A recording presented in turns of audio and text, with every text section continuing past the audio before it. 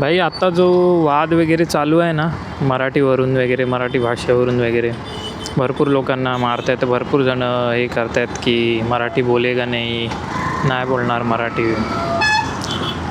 कसं आहे ना भाई, बघा हे महाराष्ट्र आहे, तुम्ही महाराष्ट्रात आला आहे, तुम्हाला इकडच्या लोकल लँग्वेजला रिस्पेक्ट देणं गरजेचं आहे. इकडची लोकल लँग्वेज, इकडचं कल्चर शिकणं तुम्हाला गरजेचं आहे.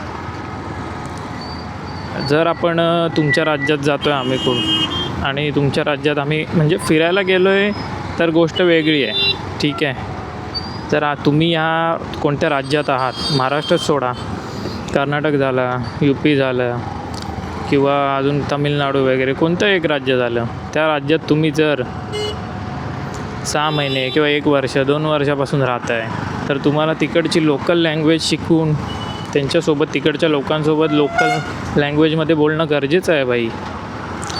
जे आहे ते आहे, ह्याच्यामध्ये काय हे नाही की मराठी नाही बोलत मारतात, नंतर भाई बोलणार तुम्ही की हां मराठी नाही बोलत तर आम्हाला मारतात. भाई तुम्ही मारण्यासारखं करताय ना भाई, शिका ना. तुम्ही जर 1-2 वर्षापासून राहत आहे, आता भरपूर लोक आहेत इकडे जे कमीत कमी 10-12 वर्षापासून राहत आहेत भाई, पण मराठी येत नाही त्यांना.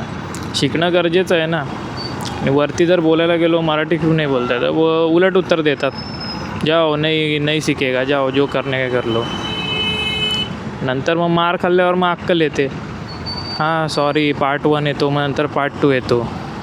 त्याच्यापेक्षा आधीच आपण हे नाही ना दाखवायचं रुबाब, हां बोलायचं शिकतो दादा, सीख लेगा मैं.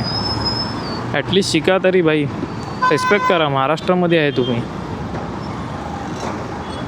ज्याला कोणाला पटलं त्यांनी चांगली कमेंट करा, ज्याला नाही पटलं आपल्याला फरक नाही पडत भाई.